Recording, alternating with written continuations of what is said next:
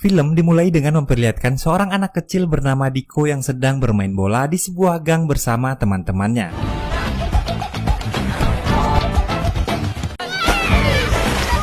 Sesampainya di rumah, Diko dimarahi ibunya karena badannya yang kotor. Kemudian Diko pergi ke atas bangunan untuk mendengarkan sebuah pertandingan bola. Saat itu yang bertanding adalah Brazil melawan Uruguay pada Piala Dunia di tahun 1950.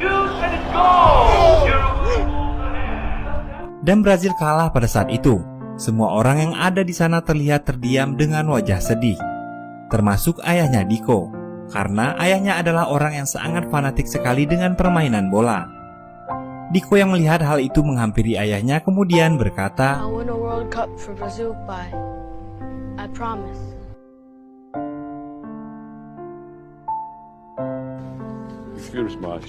Berpindah ke tempat lain, ibu Diko yang bekerja sebagai seorang pelayan membawa Diko untuk membantunya bekerja di rumah majikannya itu.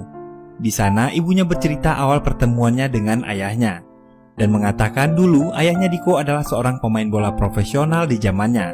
Hingga pada suatu ketika ayahnya Diko mengalami cedera hingga harus meninggalkan impiannya, dan kini dia bekerja sebagai seorang petugas kebersihan. Kemudian anak majikannya masuk ke dapur dengan sepatu penuh lumpur setelah bermain bola bersama teman-temannya.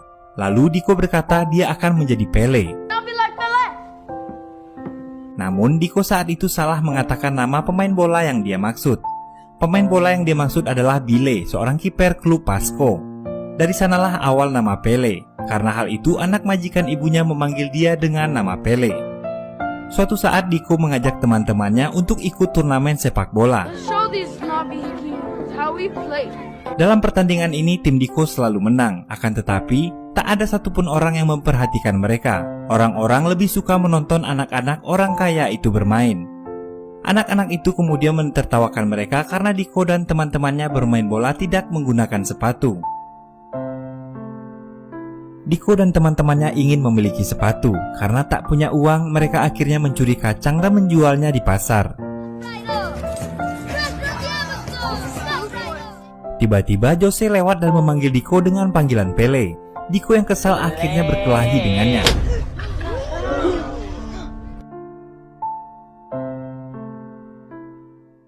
Setibanya di rumah, Diko berbohong pada ibunya dan mengatakan kalau dia baru saja dipukul oleh gurunya di sekolah. Keesokan harinya, di hari pertandingan final, Diko melawan tim Jose. Dengan uang hasil menjual kacang kemarin mereka gunakan untuk membeli sepatu bekas. Sebelum pertandingan dimulai, komentator memanggil dirinya dengan panggilan Pele. Dan dari sanalah nama Pele mulai melekat padanya. Pertandingan pun dimulai. Diko dan timnya dengan mudah dikalahkan oleh Jose dan teman-temannya dengan skor 6-0. Diko yang kesal kemudian membuang sepatunya. Melihat kejadian itu, semua penonton mentertawakannya. Terlihat di sana ayah Diko hanya diam dan memperhatikannya. Diko membayangkan sedang bermain bola bersama teman-temannya. Dengan gaya bermainnya yang dinamakan ninja, dia membuat kagum para penonton yang ada di sana. Teman-teman Diko ikut membuka sepatu mereka dan mulai memainkannya dengan teknik ginga yang sangat indah.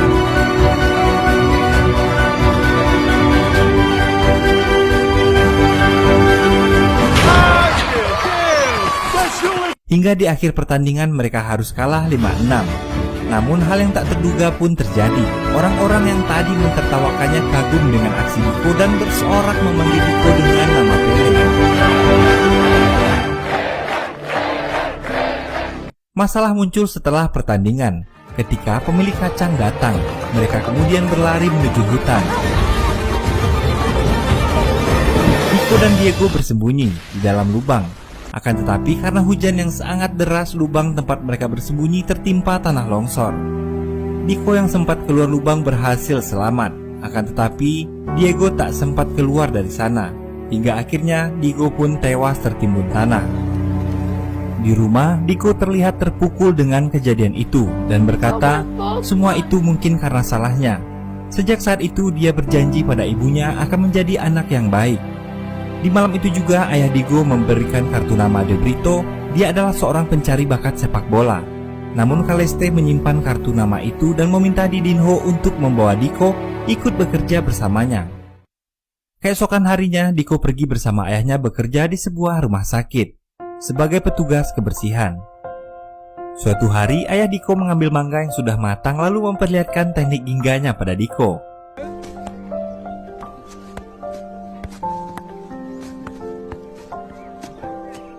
Namun pada saat ayahnya meminta Diko untuk mencobanya, Diko menolak.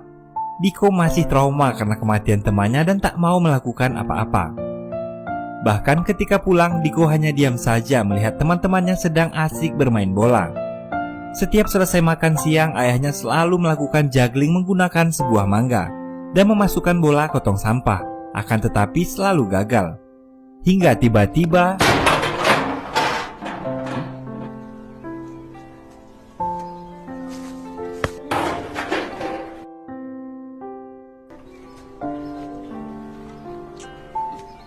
sejak saat itu Diko mulai berlatih. Awalnya Diko gagal karena mangga yang dia gunakan selalu pecah.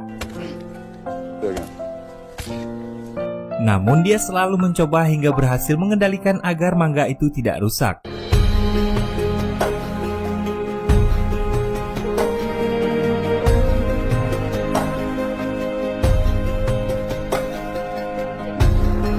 Hal itu selalu dia lakukan bersama ayahnya hingga dia tumbuh dewasa.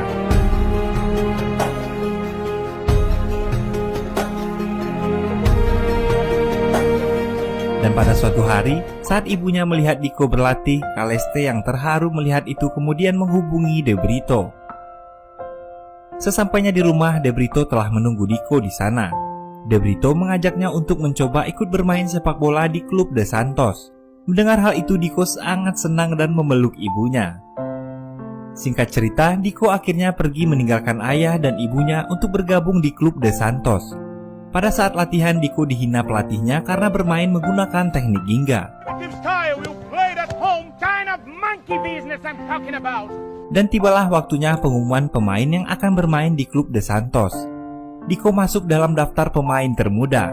Diko yang setiap berlatih menggunakan teknik ginga mendapat tekanan dari pelatihnya dan menganggapnya dengan teknik primitif seperti itu mereka akan kalah. Pelatihnya merasa gaya bermain Eropa lebih baik dari teknik bermain Diko yang merupakan ciri khas primitif Brazil. Karena tekanan dari sang pelatih yang meminta Diko untuk berubah cara bermainnya, dia mulai tak fokus. Dan pada saat tendangan penalti, dia gagal mencetak gol. Dan membuat orang-orang kecewa melihatnya. Pada malam harinya, Diko menangis dan memutuskan untuk pergi dari sana. Tapi saat menunggu kereta di stasiun, Diko dihampiri oleh De Brito. Lalu Diko mengatakan dia tak bisa bermain seperti pemain lainnya. Dan pelatih juga mengatakan caranya bermain sangat primitif sekali. Kemudian De Brito bercerita padanya tentang sejarah seorang budak Brazil keturunan Afrika yang kabur dan lari ke hutan. Di sana mereka diajarkan teknik ginga oleh pendiri seni bela diri capoeira. Hingga akhirnya capoeira dilarang digunakan di Brazil. Hingga olahraga bola masuk ke Brazil dan mereka menyalurkan teknik itu pada permainan sepak bola. Namun pada tahun 1950 Brazil dikalahkan pada Piala Dunia dengan teknik ginga. Dan itulah alasan pelatihnya benci dengan teknik itu. De Brito mengatakan teknik ginga sudah ada pada dirinya. Mendengar hal itu, Diko akhirnya kembali ke klub De Santos. Pada saat pertandingan, Diko menabrak teman satu timnya dan dia teringat saat berlatih bersama ayahnya dulu.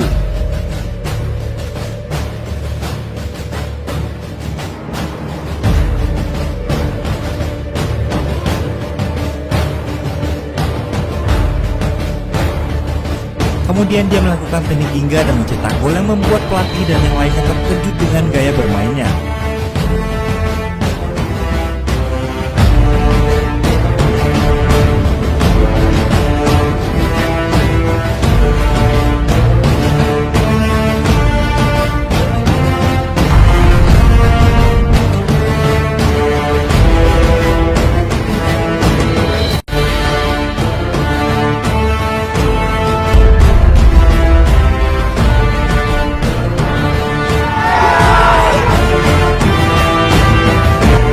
Mulai saat itu sang pelatih mulai suka padanya. What the hell was that?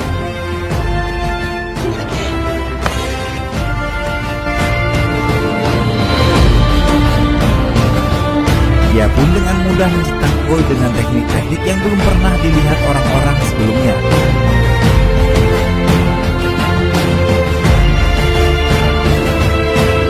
Dia lalu masuk ke tim junior dan kemudian naik ke tim pro. Diko semakin menarik perhatian banyak orang dengan teknik gingganya. Di radio terdengar pada saat penentuan pemain Piala Dunia, Diko terpilih menjadi pemain timnas Brazil termuda dalam sejarah. Pada saat akan kembali ke kota, ayahnya memberikan baju buatan temannya yang bertuliskan Pele. Diko berkata nama itu adalah sebuah nama ejekan padanya dari anak-anak orang kaya. Dan ayahnya mengatakan itu adalah panggilan untuknya pada saat dia menggunakan teknik gingga. Lalu ayahnya mengatakan dulu dia adalah seorang pemain profesional yang menggunakan teknik gingga. Tapi rasa ragu itu muncul. Pada saat di timnas, Diko melihat Jose yang dulu adalah anak dari majikan ibunya. Diko dipanggil ke ruangan pelatih dan mengatakan untuk tidak menggunakan teknik gingga dalam Piala Dunia nanti. I don't want to hear it. It won't happen again. It won't happen again. Sejak saat itu, pada saat pertandingan, Diko mulai merasakan keraguan-raguan untuk menggunakan teknik gingga, dan terjadilah hal yang tak diinginkan setiap pemain.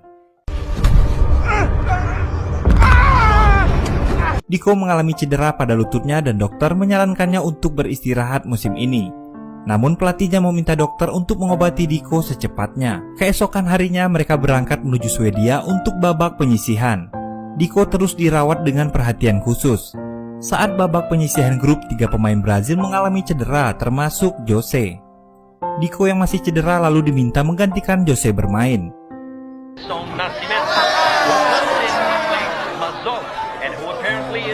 Pada saat masuk lapangan, para penonton mentertawakannya karena melihat fisiknya yang kecil dari pemain lainnya. Dia adalah pemain termuda Brazil pada saat itu.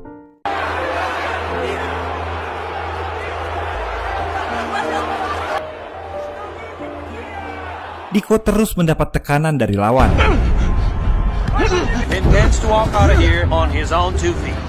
Brazil dan Uni Soviet seri hingga babak pertama berakhir. Pada saat di ruang ganti, Diko bertemu Jose dan meminta maaf. Jose mengatakan dia salah selama ini.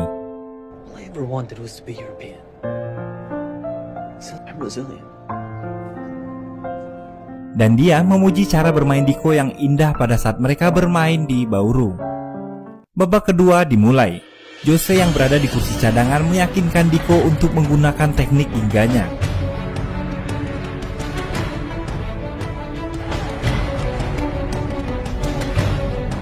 Dengan tenang, Diko melewati satu persatu lawan di depannya.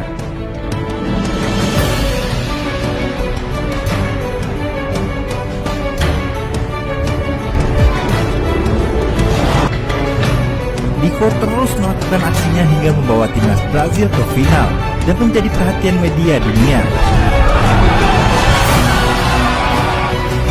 Sebelum pertandingan final, pelatih Brazil terlihat depresi karena tidak menemukan celah untuk melawan tim Swedia.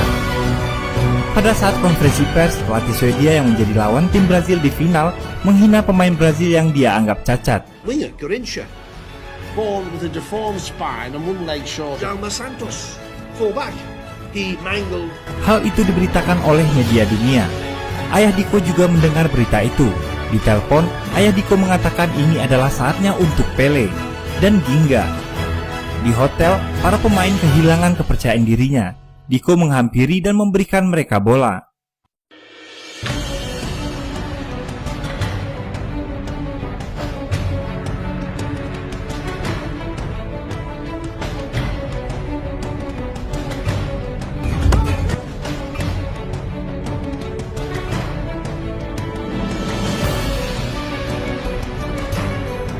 Ketika para pelatih masuk, semua terdiam.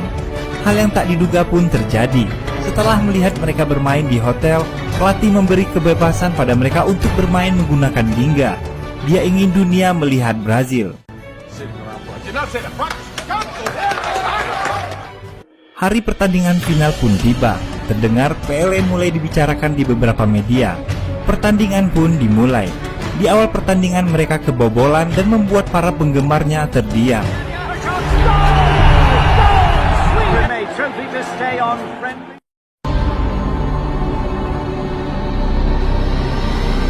Pele mulai memainkan teknik gingga dan mencetak gol pertamanya di gawang Swedia.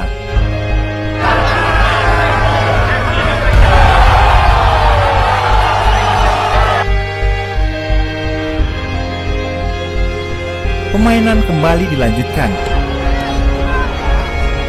Brazil kembali mencetak gol.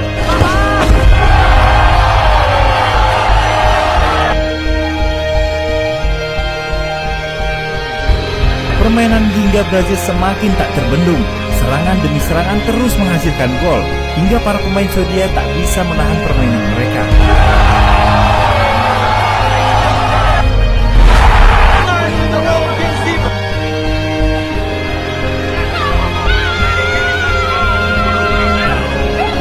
Pele dengan teknik gingganya mulai dikenal dunia sejak saat itu.